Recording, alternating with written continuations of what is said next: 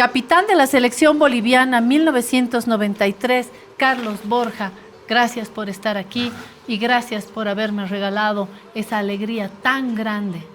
Muchas gracias, Claudia, Jorge y Guido Loaiza, muy contento de poder participar en el programa y sobre todo de invitarme a recordar momentos hermosos, nostálgicos, la pasión del fútbol, la integración de Bolivia y fundamentalmente las garras de esa selección.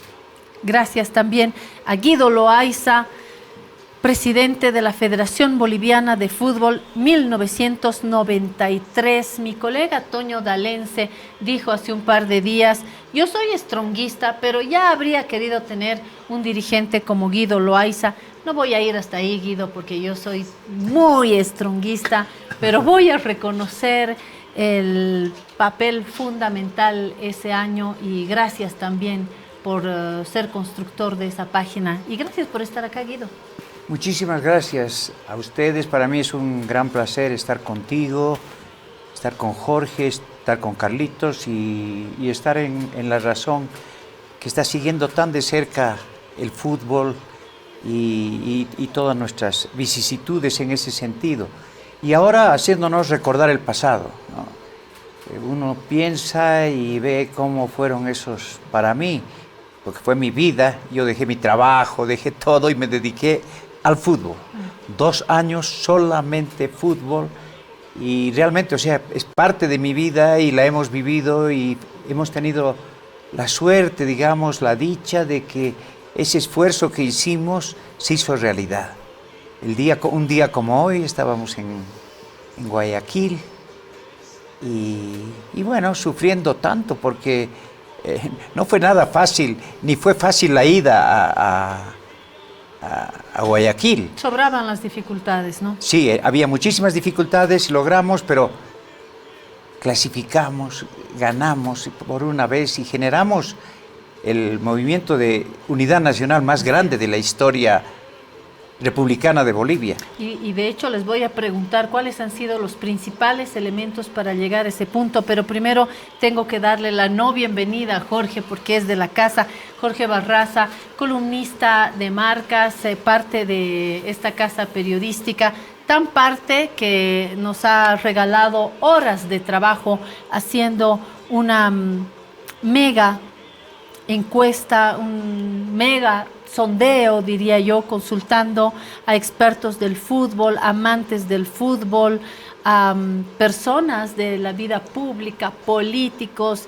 Entraron todos y todas las cercanas y cercanos al fútbol para elegir el número 1, sin dejar de lado los top, los otros.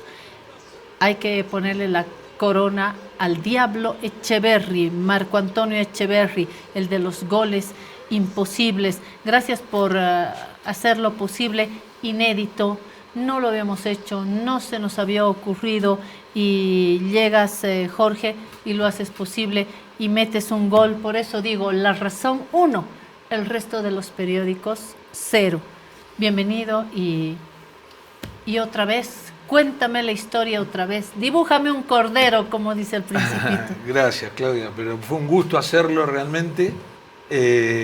Acá hay 2 de las personas que participaron, que son Carlos y Guido.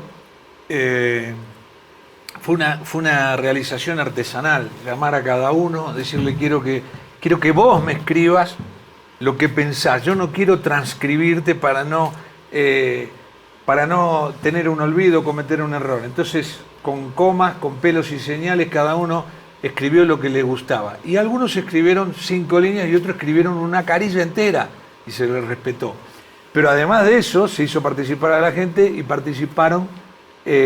votaron 25.091 personas a través de las redes sociales, porque, bueno, las redes sociales son un fenómeno nuevo que le permiten hacer masivamente este tipo de cosas y estamos realmente contentos de esa realización, en la cual ganó Echeverri, yo creo que con mucha claridad. No recuerdo qué votaste, Carlos. Diablo. Al Diablo. Al Diablo. Y Guido también lo votó, pero en tercer lugar, ¿no? Yo también voté por Echeverri, mucha gente ganó, tanto en en la encuesta personalizada como en las redes sociales. Pero yo quiero detenerme en esto. Este fue el suplemento de marcas de ayer. Hermoso, hermoso, que permite revivir la hazaña de la clasificación. Y cuando digo hazaña, yo quiero mostrar, si producción me está escuchando, quiero mostrar una tabla. ¿Por qué digo hazaña? Quiero mostrar una tabla de los 10, en ese caso fueron 9 porque Chile estaba suspendido por la FIFA, no pudo participar de la eliminatoria. Y entre esos 9, miren cómo es el fútbol, Bolivia estaba tercero, entró tercero. Es una tabla muy reveladora de la campaña excepcional que hizo Bolivia. Solamente Colombia, aquella Colombia que le ganó 5-0 a Argentina, que tenía el Tren Valencia, Valderrama, todos esos grandes jugadores, Faustino Asprilla, Freddy Rincón, todos los fenómenos que tuvo Colombia, salió primero. Brasil, segundo, y Bolivia, tercero. En una clasificación, fíjense ustedes qué hazaña, 3 clasificaban directos y 1 por el repechaje, que por la ventana entró Argentina. ¿Cómo se llama? Y hoy son 6,5 los que entran. Hoy es mucho más fácil. Era muy difícil, un grado de obstáculo tremendo, y sin embargo Bolivia no solamente entró, sino que fue tercero. Y acá está todo en este suplemento de ayer, se revivió toda la campaña que fue realmente maravillosa. Yo la viví muy de cerca, vivía en la Argentina y la viví muy de cerca, y porque además hicimos una edición especial del gráfico. ¿Te acordás, Carlos? Claro, cuando decía Bolívar cerca del cielo. Sí, claro. Dos hicimos, una hicimos de Bolívar en la cima de América, ¿no? Sí. Y la otra dedicada a la selección que clasificó al Mundial de Estados Unidos, que además tuvo la suerte por bolillero, Bolivia, que le tocara jugar contra el campeón, porque en ese momento, te explico, el campeón del mundo clasificaba directo al siguiente campeonato y inauguraba el campeonato con el partido inicial. Y no va por bolillero, le toca a Bolivia. Fue una cosa hermosa. Nosotros 3 estábamos en Chicago y vivimos ese momento con una gran emoción, ¿no? Aparte, cómo jugó Bolivia ese día contra Alemania. Todos vivimos una emoción. Fue más alegre en nuestras juventudes, en nuestras experiencias en este momento, en cualquier departamento del país. Por eso la pregunta también a Carlos y a Guido, ¿cuál fue la fórmula? ¿Qué pasó? ¿Qué sucedió de esta manera? No puede ser una casualidad, Carlos. Yo creo que pasó? fundamentalmente hubo una conjunción de objetivos, ¿no? Primero, con una dirigencia con un objetivo claro, con una propuesta clara y además con la verdad.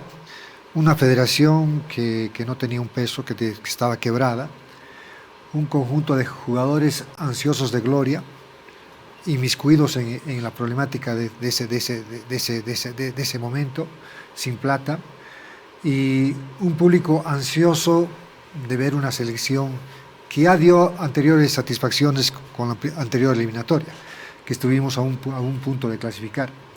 Y además un pueblo realmente que hizo una comunión con la selección, pero que hizo una comunión a través de la confianza que le dio la propia selección, y creo que esos aspectos fueron fundamentales, más allá del trabajo que tuvimos en España. El trabajo en España nos brindó temperamento, carácter, fortaleza, y esos aspectos lo llevamos dentro del campo de juego. Pero no podía haber sido posible la clasificación si no hubiese sido de la participación del público, en fin, de todos. Y creo que, como dijo Guido, no hubo mejor momento de integración del país y no hubo mejor momento de sentirse orgullosos de ser bolivianos, que además no solamente nos sentimos orgullosos aquí en nuestra patria, sino que hicimos orgullosos a todos aquellos compatriotas que vivían afuera.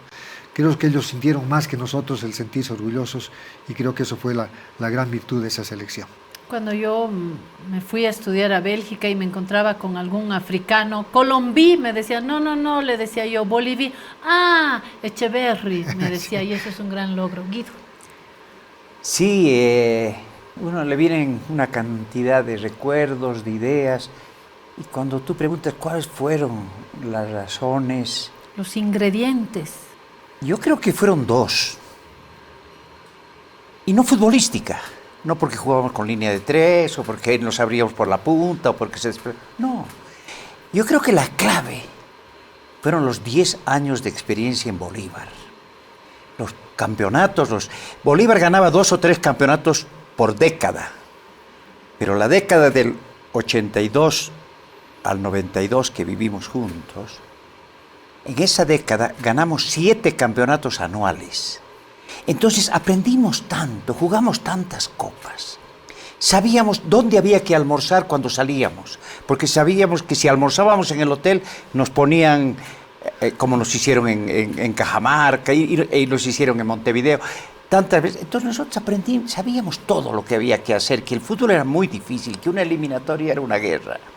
Entonces, eso fue una cosa, yo le llamo las razones no futbolísticas del éxito futbolístico. No es algo que esté ligado a la cancha, sino fuera. Eso yo creo que ha sido una cosa absolutamente clara. La otra fue que te das cuenta, ¿por qué estamos aquí? Los dirigentes no estábamos por la plata, porque habían $300,000 de déficit. Y lo que teníamos que hacer, estaban. Y lo que teníamos que hacer nosotros era poner nuestra plata. Ir y decirle a tu esposa, por favor, voy a sacar un cheque para pagar los pasajes de Ascargorta y de Manolo Esteban y de Segura. Ascargorta con no sé cuántas paradas, se vino en un avión lechero que les dio vergüenza, ¿no? Es que nosotros no, hicimos eso. Le dijimos, ¿cuál es el pasaje más barato que existe de Barcelona a La Paz? Ah, sí, mire, vamos a Madrid, esperan 4 horas, de Madrid vamos a Miami, esperan 5 horas, de ahí vamos a Panamá, de ahí vamos a Manaos, Santa Cruz y La Paz.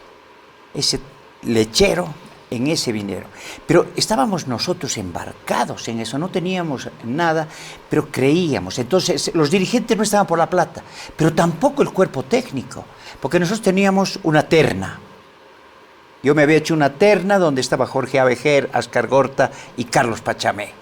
Uno de esos 3 tenían que ser el técnico de la selección porque la teníamos clara. ¿Y por qué eligieron a Ascargorta? Porque Jorge Abejer no podía venir. Había clasificado con el Barcelona en Guayaquil y tenía... Sea, era un plan B, Guido. Claro, entonces entramos al plan B, pero el plan B tenía un problema. Sí, me parece fantástico Ascargorta, vamos a hablar... Pero Ascargorta su último contrato lo ha hecho por $200,000 con el Valladolid. Y nosotros le vamos a ofrecer a Ascargorta $5,000 al mes de sueldo. O sea, 60.000 contra 200.000. Entonces le hablamos nosotros y él... lo convencimos y dijo, bueno, yo me gusta arreglar las cosas mirándonos a los ojos, así que voy a ir para discutir el contrato y mándeme los 3 pasajes. O sea, logramos que Javier venga, pero sin nada de plata. Claro. No teníamos plata para nada. O sea, ni los dirigentes, ni el cuerpo técnico, cuando vino Javier, aceptó esas condiciones tan precarias. Y aceptó con cariño, Guido, con amor. Claro, es que era un proyecto, nosotros le vendimos un proyecto, Javier. En el mundo hay un solo grupo, en todo el mundo, con 5 campeonatos mundiales. 3 de Brasil y 2 de Uruguay. Era el grupo de Bolivia. Ese era el grupo de Bolivia. Y tú no tienes nada que perder, porque Bolivia nunca ha clasificado. Pero ¿cuánto tienes para ganar? O sea, es un gran desafío. Y él entró porque él ya nos había dicho... Manolo Esteban es una persona que le encanta meterse a los charcos y además le encanta América Latina y nosotros contentos porque era médico, por eso era una de las cosas importantes. Porque un futbolista difícilmente entiende esto, difícilmente entiende este país y a los habitantes de este país. Entonces tenía que ser una persona como él, un hombre de universidad, un hombre de alto nivel, ¿no? Que estaba en el fútbol, pero era más que fútbol. Y comprometido. Entonces, pero tanto, ya, claro. Tanto que luego se quedó, se enamoró del país, se enamoró de una mujer, se quedó. Exacto. Y respiró con el país, no solo respiró el fútbol, respiró con nosotros, ¿no? Entonces, la última parte que hay que decir respecto a esa de la plata, los jugadores. Apareció una huelga, cuando yo llegué había ya una huelga y se portaron durísimos los dirigentes. Los jugadores quieren huelga. Bueno, no hay fútbol. No hay fútbol. Se suspende el fútbol. Y Javier dijo, no, si no hay fútbol, yo no puedo quedarme. Porque ¿cómo quieres? Jugadores que están entrenando todos los días, el fútbol es competencia. Y si no hay competencia, no podemos estar. Entonces, ahí nació la idea de España y tal. Pero los jugadores no tenían trabajo. Entonces, en concepto de todo, de sueldo, de primas, de viáticos, les hablamos y les dijimos, mire, lo único que podemos pagarles es $20 por día de trabajo. El Diablo Echevarri todavía lo recuerda, ¿no? No todos, Carlos, porque... Carlos lo contaba recién y contaba las vicisitudes que vivieron y lo duro que fue pasar una pretemporada de 45 días en Barcelona. Pero eso quiero que lo cuente él, ¿no? ¿Cómo lo vivieron? No, por eso, ustedes? yo quiero terminar. Entonces, ni los dirigentes, ni el cuerpo técnico, ni los jugadores estaban en ese proyecto por la plata. Por la plata. Ellos no venían y decían, bueno, si mañana le ganamos a Brasil, dennos $10,000 a cada uno, porque $10,000 no teníamos ni para uno y no para cada uno. Pero igual, ellos no hablaban de plata. Y no van a creer que al final ellos ganaron, porque fuimos una sociedad. Cuando empezamos a ir mejor, ya empezamos a pagar. Entonces ya cuando fuimos al Mundial, es decir, fue una sociedad muy linda entre las tres partes, dirigentes, cuerpo técnico y jugadores. Lo que yo llamo la santísima trinidad del fútbol. Exacto. Cuando esas tres patas funcionan, el éxito es seguro. Pero ¿por qué no nos contás, Carlos, esto de... ¿Qué hacía con $20? Yo quiero preguntarle qué hacía con los $20. Bueno, evidentemente lo que menciona Guido es tremendamente veraz. Y además nosotros estábamos comprometidos con el objetivo que propusieron la dirigencia a la cabeza de Guido. Y además ya habíamos asomado a querer clasificar a un mundial. Y obviamente más allá de las respuestas económicas, más allá de lo que podíamos haber ganado en el aspecto financiero, yo creo que esa selección se ganó algo que es invalorable y que va a ser recordado por mucho tiempo, que es el cariño de la gente, ¿no?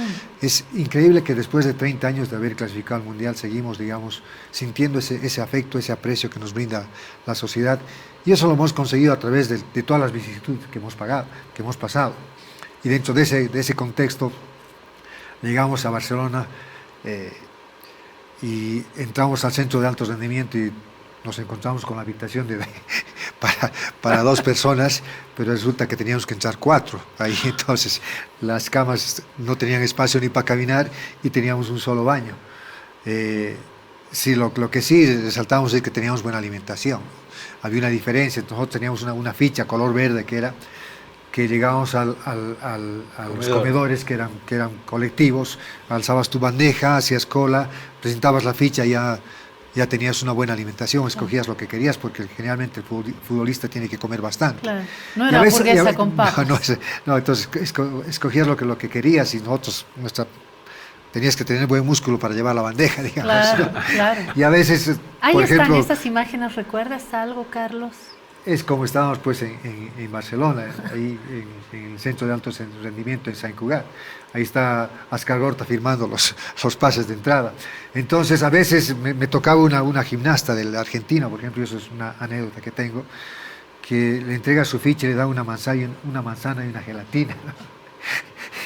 Y esa era la diferencia en lo que tenía que comer, claro, esa disciplina, claro, a lo que yo comía. Entonces yo salía con mi bandeja así pesada, claro, y ella con su gelatina y manzana. Entonces, y me cuentan, no me acuerdo si fue Guido o quién, que el día que le daban franco para que se fueran de paseo, ¿no? Los jugadores decían: ¿podemos comer acá? Así me guardo los $20.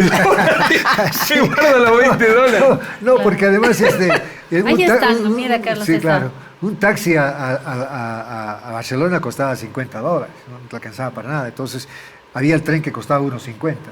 Y la hora de regreso del tren, la última hora de regreso del tren era a las 10 de la noche.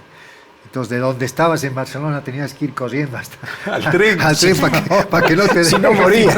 morías, eran 2 días de viático.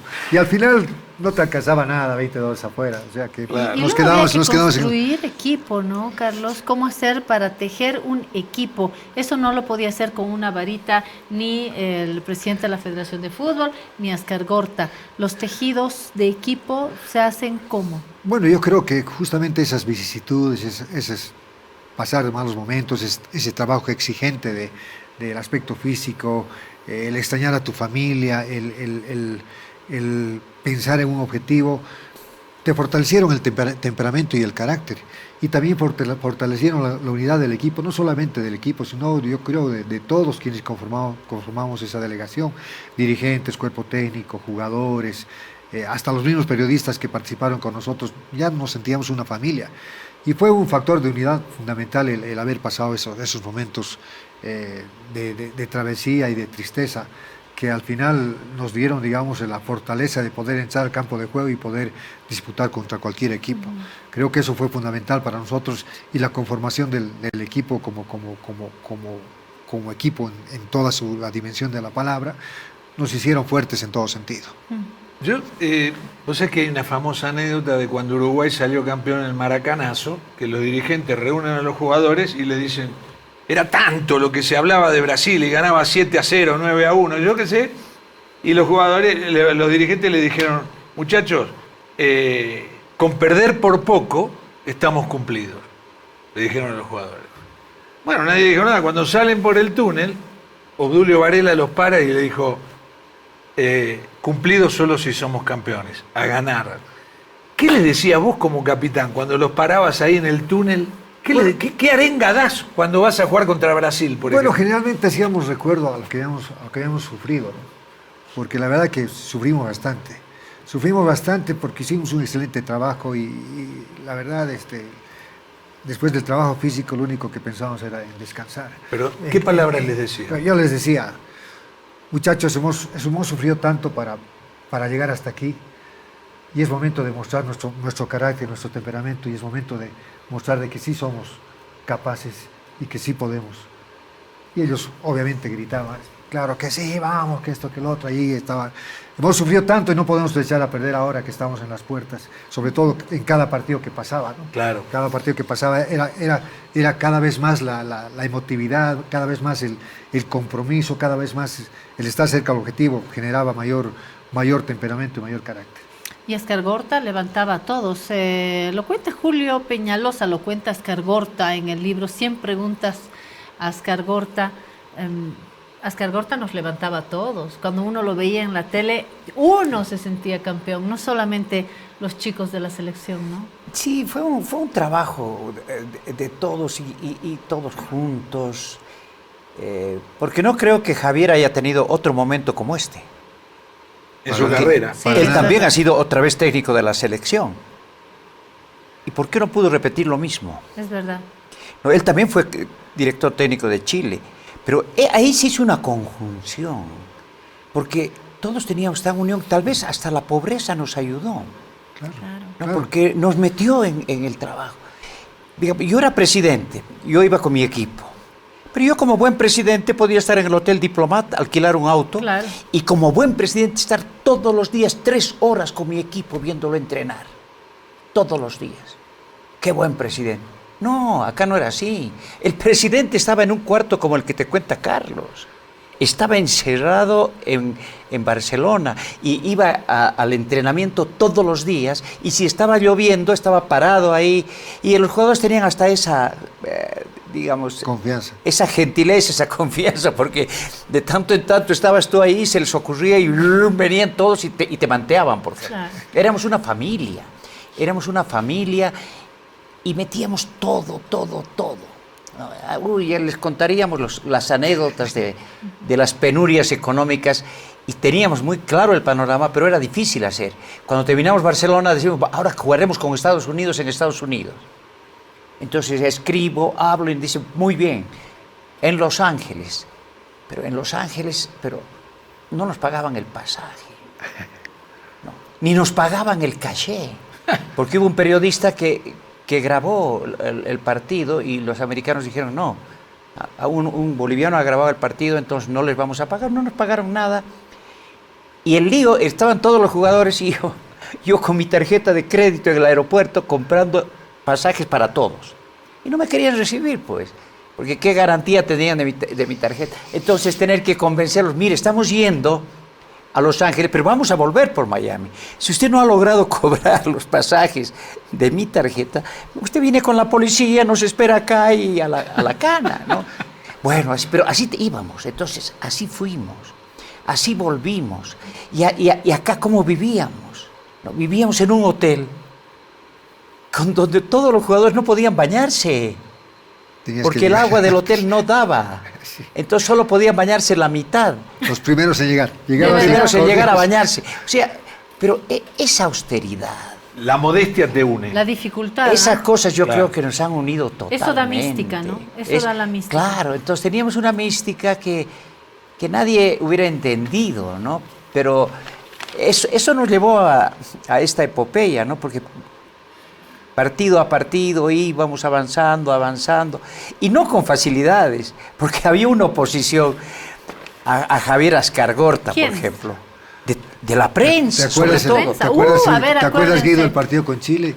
Claro, ese Claro. partido fue atroz, porque nosotros yo ya había visto mi equipo, yo estaba feliz de la selección, pero venimos acá, tenemos un mal día, al arquero se le va la pelota porque no jugó truco, a Darío se le va, nos meten un gol, y bueno, nos meten 3-1, nos ganaron, que no fue justo, pero nos ganaron. Fallamos un penal nosotros. Hubieran visto lo que era el vestuario, todos los periodistas, y una sola voz, ¿cuándo se va Ascargorta? Entonces aparecían cartas amenazándolo de muerte. O sea, no era solo la prensa, Guido. No, por eso, y había todo, pero sobre todo la prensa. Claro, pero la prensa, al machacar, claro, y el generaba- Ahí está, miren esa nota de prensa. ¿Qué dice? Amenaza anónima de muerte para Ascargorta. ¡Qué Sí. tremendo! Pero Pero además, mirá lo que le dijo Guido. pero también en el periódico, Vasco charlatán, te la comiste, Esa fue en última hora. en última Última hora. hora. Y era el periódico de Mario. Claro. Y ¿sabes qué? En última hora te la comiste, Vasco. Sabes menos de fútbol que Condorito.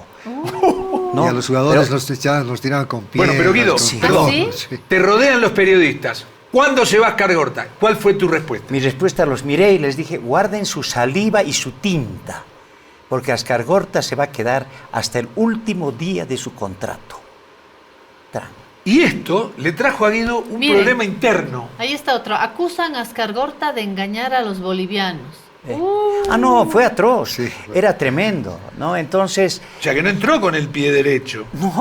no, claro que cuando clasificamos un día como hoy, al día siguiente ya preguntaban, Javier, ¿qué hacemos con las madres solteras? Javier, ¿qué hacemos con la sequía en el sudeste? Claro. Javier, pero antes de eso no fue así. Y a los jugadores, ¿qué les hicieron a los A jugadores? nosotros Carlos? pues nos botaban con piedras y al bus nos insultaban, nos decían de todo, nos esperaron ahí y por qué no se van muertos, esto Qué que lo otro, barbaridad. nos decían de todo. Evidentemente tuvimos había mucha confianza respecto al rendimiento, ¿no? Pero tuvimos una mala tarde y fue lamentablemente el Sí. partido de despedido de La Paz. Y además habíamos venido después de bastante tiempo a La Paz, entonces fue complicado y fue el partido más duro que tuvimos, pero también fue otro aspecto de fortaleza para nosotros, porque queríamos volver para triunfar, ¿no? Aquí hay Sí. un punto que yo quiero poner sobre la mesa con esta selección, pero ahí está, te la comiste, Vasco. Uy, qué tremendo titular. Les decía, hay un punto que yo quiero poner sobre esta mesa de aquella selección, pero de todas, en general, de los grupos de futbolistas, de los clubes, de las selecciones. Y es que son chicos, Carlos, hoy tú eres un hombre hecho y derecho, con experiencia, es decir, hoy no te tumba nada. Pero cuando un chico tiene 17, 18, 19, 20, yo tengo un hijo de 17 años y quiero tener mucho cuidado con él, Sí. porque es un chico de 17 años y hay que saber tratarlo para que se haga fuerte en los estudios, en el deporte, con los amigos, en las fiestas.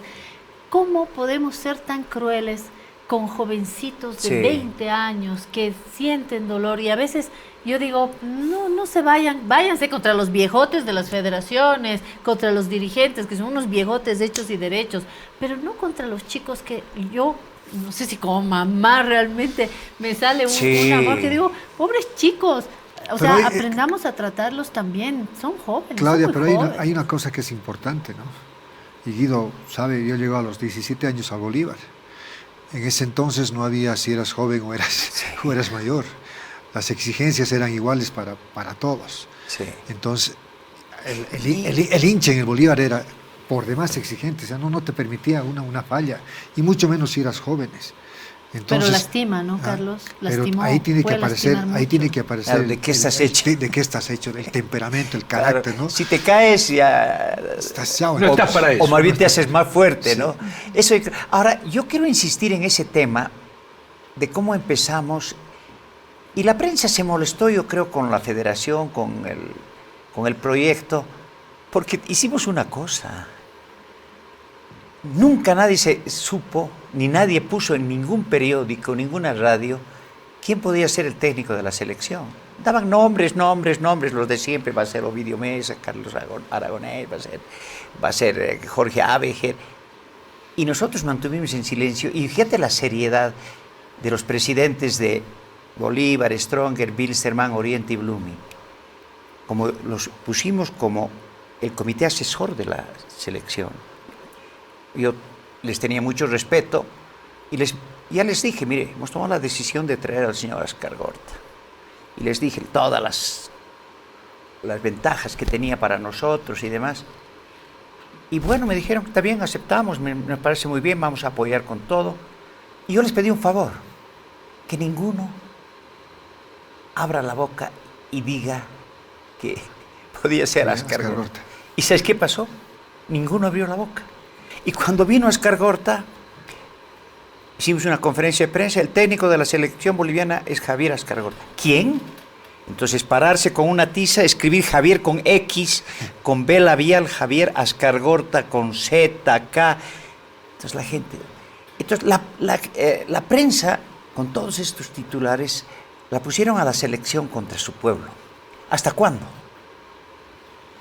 Hasta que la ven. La primera vez que ven a la selección, el pueblo de Bolivia, es en la Copa América de Ecuador. Y a nosotros nos toca el grupo con Argentina, México y Colombia. ¿Sabes cómo terminó el campeonato? Campeón Argentina. ¿Sabes quién segundo? México. ¿Sabes quién tercero? Colombia. O sea, los tres de nuestro grupo. ¿Y cómo le fue a Bolivia en ese grupo? Perdimos el primer partido con Argentina, con un gol de Batistuta. 1-0. Un partido que Carlos Borja, le voy a recriminar ahora, casi hace el empate, entró al área y le pegó y lamentablemente no entró, pero tuvimos chances de empatar. Tuve otra oportunidad contra México, también empatamos nosotros contra México. Claro. Me paré con el pecho, viene me empuja, cuando caigo no cobra nada y remato ya en plena caída.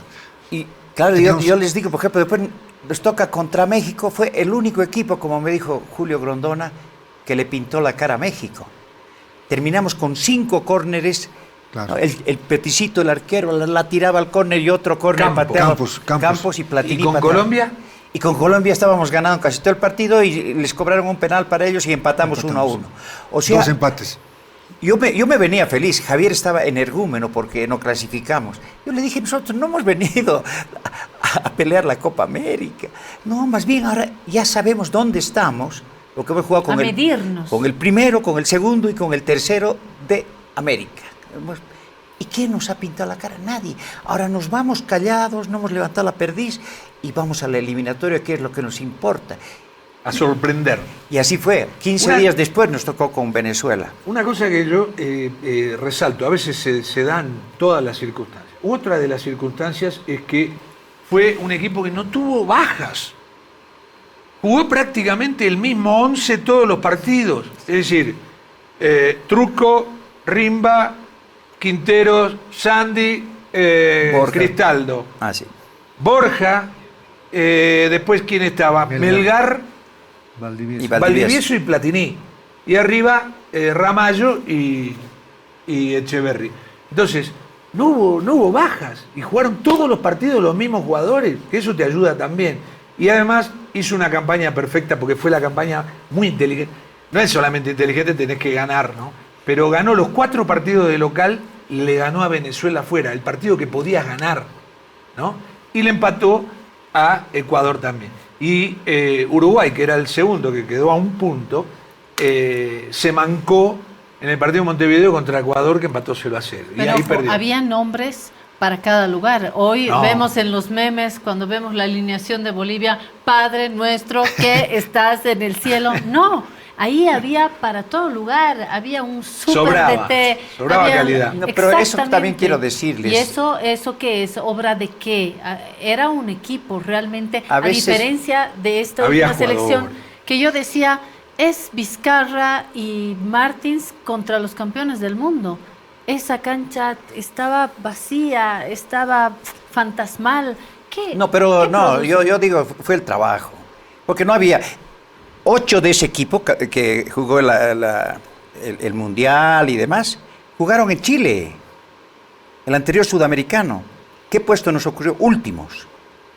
Último, Ecuador nos ganó sin 4 puntos. Sin puntos, y Ecuador nos ganó 4-0. Y eran los mismos jugadores. Entonces no es que habían jugadores, porque nosotros agarramos una selección. Echeverri era titular en su equipo, estaba en el Bolívar de suplente. Vino del Albacete, era suplente. Platini era titular en el ¿Qué edad Boavista. tenía Echeverri Guido? Más o menos, ¿se No, acuerdan? eran jóvenes. Depende de 22 qué años, edad. 20, depende de qué carnet. Depende del carnet. dice. No, pero no, todos eran jóvenes, ¿no? Pero yo te digo, por ejemplo, a Ramallo no tenía equipo. Y la gente protestaba de que Ramallo vaya de 9 en la selección. O sea, Cristaldo... Fue el goleador de la eliminatoria. Claro, Absoluto. Absoluto, sí. A Cristaldo, Javier no lo quería. Porque no lo había visto y estaba en un nivel tan bajo. No sé si tú jugaste el partido en Arica con Chile, cuando Cristaldo se erra un gol que se le pasa, no sé nunca por dónde pasó, pero le siento que estaba frente a 1 metro del arco y no lo metió. Entonces, no era que teníamos un gran... Sandy era suplente en el Bolívar. Suplente. Había jugado un partido que lo vio Javier. O sea, no teníamos un... Juan Manuel era un chico, pero lo que sí, todos crecieron entrenando. Entrenamos. Entonces hicimos un gran equipo con grandes jugadores que creían. Entonces, una cosa es el equipo que empezó y otra cosa es el equipo que terminó. Ya era un equipo respetable para todos los equipos claro. que existían, ¿no? Ir a Montevideo y jugar de igual en Montevideo o en cualquier lado. Era un gran equipo. ¿Cómo fue ganarle a Brasil, Carlos? Porque ese fue la primera derrota de Brasil en su historia. 39 años, 7 meses, 25 días. En la historia de la eliminatoria Sí. nunca había perdido Brasil y pierde ese partido 2-0. Llegamos a un nivel competitivo realmente alto porque ya habíamos jugado nosotros varios partidos en Europa, ¿no?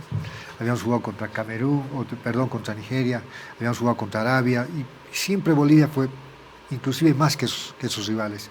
Había mucha confianza en el equipo.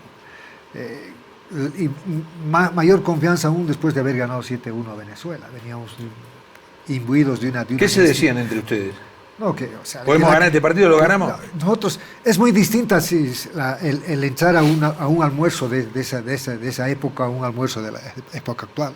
Antes entrábamos a un almuerzo y veías a todos los muchachos charlando, hablando, y cuando se trataba del partido importante, por seguro que las 5 mesas que teníamos en el almuerzo estábamos hablando de fútbol, y estábamos hablando de qué es lo que teníamos que hacer. O sea, nosotros mismos nos preguntamos qué tenemos que hacer, qué es lo que propondría Brasil. Sabíamos que iba a ser un partido complicado, pero además sabíamos que si ganábamos posiblemente era el único equipo que le gane a Brasil, justamente por los 40 años de invicto. Entonces era fundamental ganarle a Brasil para buscar la clasificación, porque los demás equipos sabíamos que no lo iban a hacer. Entonces había mucha confianza, sabíamos que enfrentábamos a un rival con una gran jerarquía, con una gran historia, pero al final de cuentas éramos nosotros los que íbamos a ser protagonistas. Y ese era justamente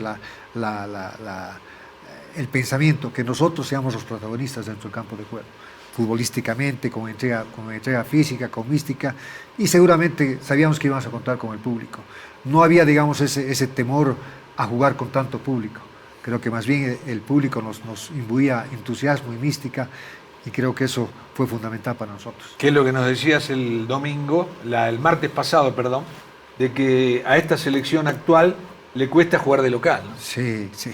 La presiona. La presión Parecía del público que les afectaba a los nuestros. La presión del altura, público ¿no? local, y Guido lo sabes, la presión del público local es más intimidante que jugar de visitante, porque de visitante sabes que el público te va a insultar, te va a decir Sí. todo.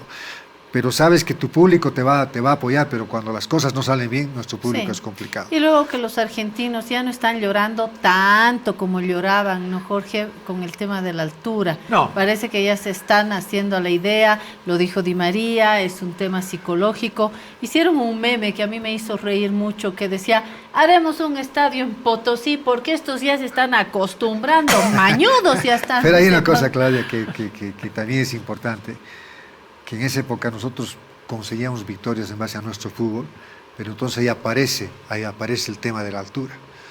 ¿Por qué? Porque Después del partido con Brasil, ya la altura. La altura resurge como una excusa de todos los equipos, y a partir de ese rendimiento ya la altura es como que si fuese, digamos, el detonante para que Bolivia explote en el aspecto futbolístico. Y ahora, ¿por qué no se habla de la altura? Porque hemos conseguido puras derrotas frente a los grandes rivales. No le ganamos hace 3 eliminatorias a las Argentinas, no le ganamos a 3 eliminatorias a Brasil, no le ganamos a Uruguay, perdemos con Ecuador. Entonces esas derrotas hacen de que la altura vaya disipándose en el recuerdo de los demás países. De lo malo, lo bueno, dirás, Sí. Carlos, ¿no? Sí. Sí, Ahora, la fíjate. altura también ahora la han empezado a entender, ¿no? Porque la altura es la pelota, ¿no?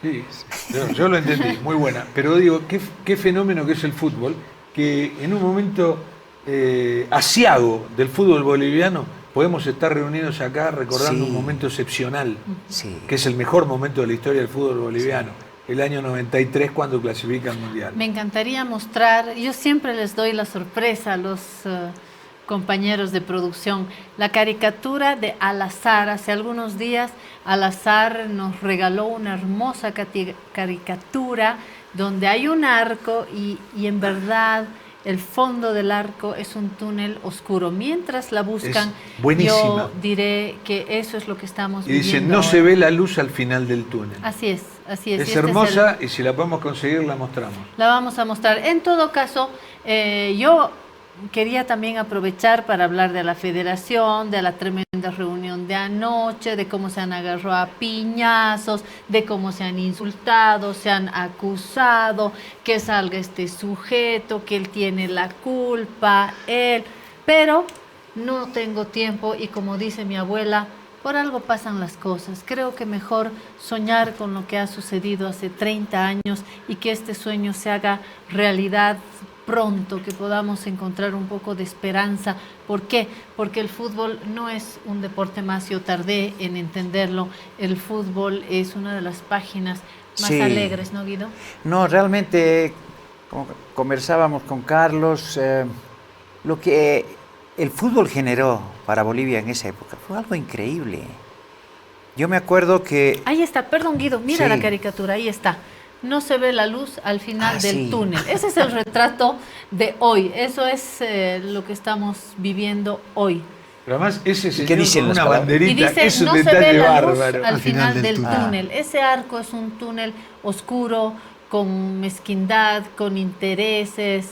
Una lástima lo que estamos viviendo. Por eso hoy quisimos revivir, recordar en el sentido que ha escrito Galeano. Recordar es volver a pasar por el corazón para que mañana esta esperanza sea la que nos guíe. Guido, nos despedimos. Tu última línea. Decir que agradezco muchísimo por tener esta oportunidad de recordar, de estar con Carlos, y porque ha sido algo emocionante y tan difícil de construir como que es tan difícil de olvidar, ¿no? Hemos logrado una cosa que no hubiéramos pensado. Yo quiero acordarme el momento que clasificamos. Inolvidable, el recibimiento del Para mí, del por país. ejemplo, o sea, que yo estaba en la cancha, pero estaba pensando si podía volver a Bolivia, porque nos habían bombeado en Uruguay el árbitro, Entonces, todo el país se movió ahí. Ya todos se volvieron de la selección. El presidente de la República puso su bufete en Nueva York para hacerle juicio a la FIFA, y todos querían que yo recuse al árbitro nuevo, que era colombiano también. Yo dije, no, yo no voy a hacer eso, yo voy a hacer justamente lo contrario. Imagínense que le digamos al señor Jairo Toro, está usted recusado, Bolivia no quiere que usted arbitre. Y la FIFA no lo va a sacar 5 días antes. Entonces vamos a tener que jugar con ese árbitro que va a ser completamente contrario a nosotros. Entonces yo dije, no vamos a recusar.